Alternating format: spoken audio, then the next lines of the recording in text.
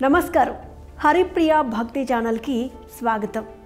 మనకు రాముడు ఎంతగా తెలుసునో రావణుడు అంతగా తెలుసు. 10 తలలతో చూడగానే రావణుడిని ఇట్టే పోల్చేస్తాం. అతని రాక్షస గుణమే కాదు, అతని వీరభక్తి కూడా మనల్ని ఆశ్చర్యచకితుల్ని చేస్తుంది. రావణుని 10 తలల గురించి పలు కథనాలున్నాయి. అయితే విశ్వవో బ్రహ్మకు సుమాలి కూతురైన కైకసికి పుట్టిన తొలి కుమారుడే రావణుడు. రావణునికి కుంభకర్ణుడు, విభీషణుడు అనే సోదరులతో పాటు శూర్పణఖ అనే సోదరు కూడా ఉంది.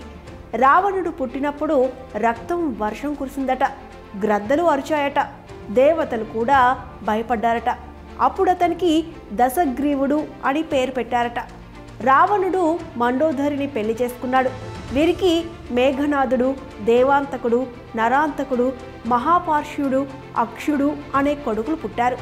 తనకు బుద్ధులు చెప్పబోయిన కుబేరుని అలకా పట్టణంపై దాడి చేయడమే కాకుండా అతన్ని ఓడించి పుష్పక విమానమును స్వాధీనపరుచుకున్నాడు రావణుడు. అతన్ని పుష్పక విమానంపై నుండి కూడా తోసేశాడు.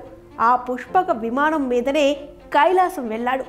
దర్శనానికి వీలు పడదన్న నందీశ్వరుణ్ణి వానరముఖంతో వెక్కిరించాడు. శూర్పణఖ ప్రేరకంగానో కారకంగానో సీతను రావణుడు ఎత్తుకుపోవడం జరిగింది. అశోకవనంలో సీతను ఉంచి విడవకపోవడంతో రామరావణ యుద్ధం మొదలైంది.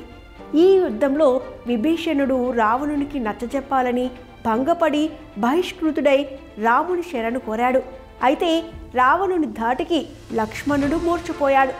రాముడికి కూడా రావణుణ్ణి ఎదుర్కోవడం కష్టమైపోయింది.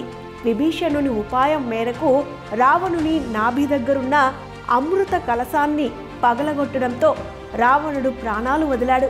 రావణుని జన్మ శాపగ్రస్త కారణంగా జరిగిందని, హిరణ్యకశపుని వధించడంలో కపటముగా స్తంభం నుండి 20 గోళ్లతో నన్ను చంపితివి, ఇదా పౌరుషం అని ఆక్షేపణ చేయడం, దాంతో నీకు ముందు జన్మలో 20 బాహువులు 10 శిరస్సులను ఇచ్చి నేను సామాన్యుడినై సంహరిస్తాను అన్నట్టుగానే జరిగిన విష్ణు మాయగా చెబుతారు.